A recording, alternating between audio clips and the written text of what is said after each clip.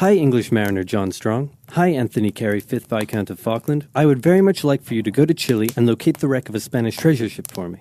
Okay.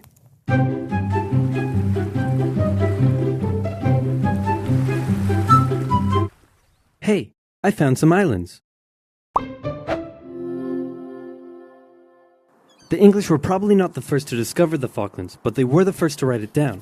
They found it to be cold, wet, and miserable, just like home. So they established a colony in 1765, unaware that the French had also discovered the islands and done the same a year earlier. And for a while the two were unaware of each other's existence until presumably there was an awkward moment where they ran into each other.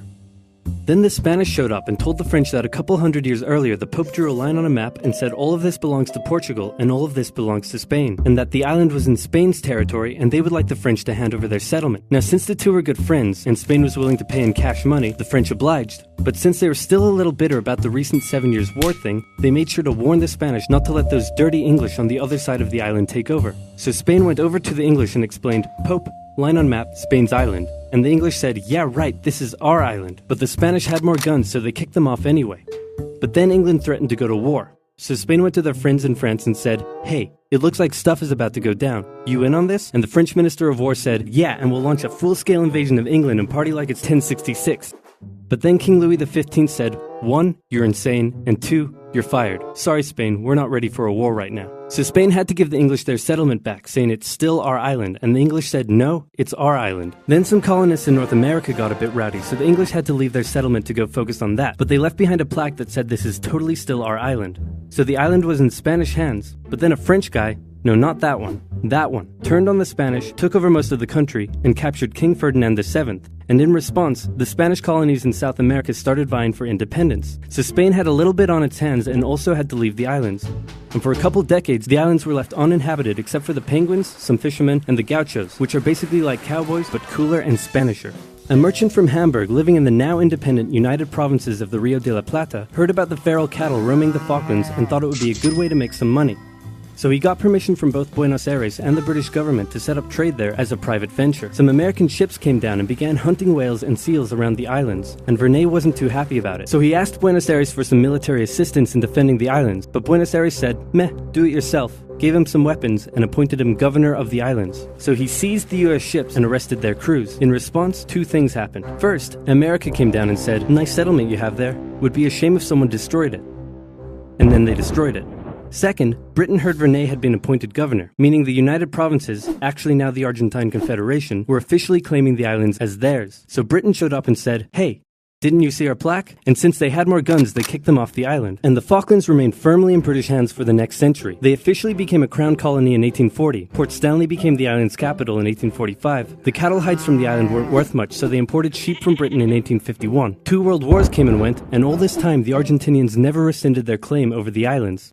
Now it's 1976, and after a couple civil wars, a new brutal military dictatorship sponsored by the US fight against communism has taken control in Argentina, and by 1981, this guy was in power.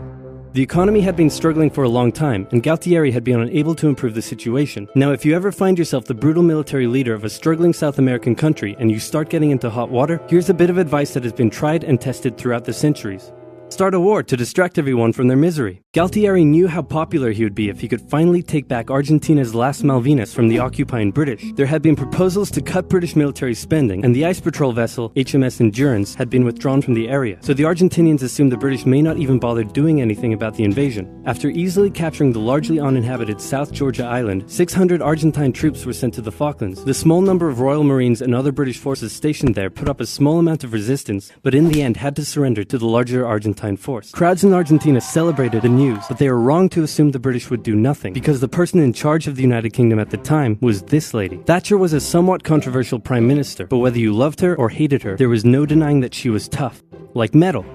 Iron, for example. She immediately declared an exclusion zone around the islands and organized for a task force of over 100 ships to set sail for the Falklands. The United Nations expressed concern at the Argentine invasion. All South American nations apart from Chile backed Argentina. And since the United States had propped up the Argentine dictatorship, Reagan went to Thatcher and said, could you maybe just let them have the islands? And Thatcher said no.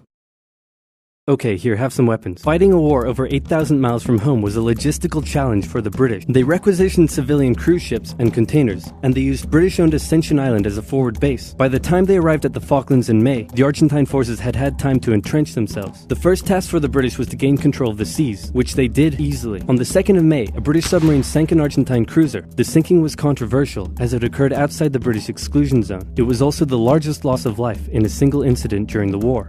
And in response, the Argentine Navy withdrew from the islands.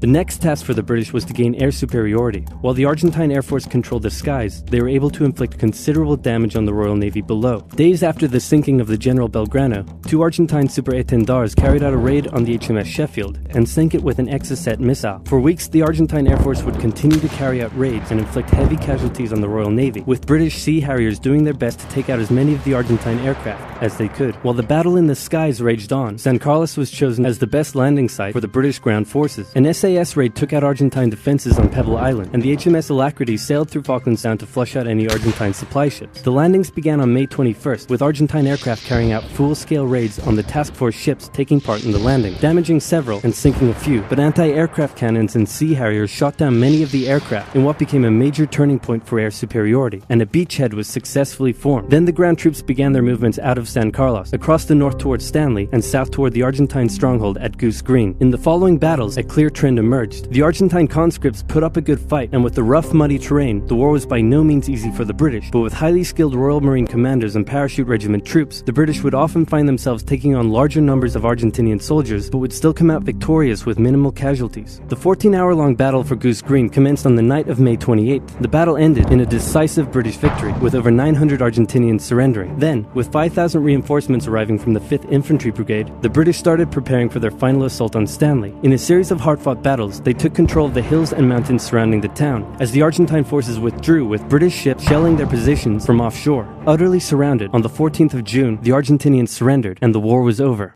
The 2-month-long war claimed hundreds of lives and left the islands strewn with minefields that still pose a problem to this day. Argentina still claims the islands, but in 2013 a referendum was held and the islanders voted 99.8% in favor of remaining British. Plus, oil was just found near the islands, so the British probably aren't going to give them up anytime soon.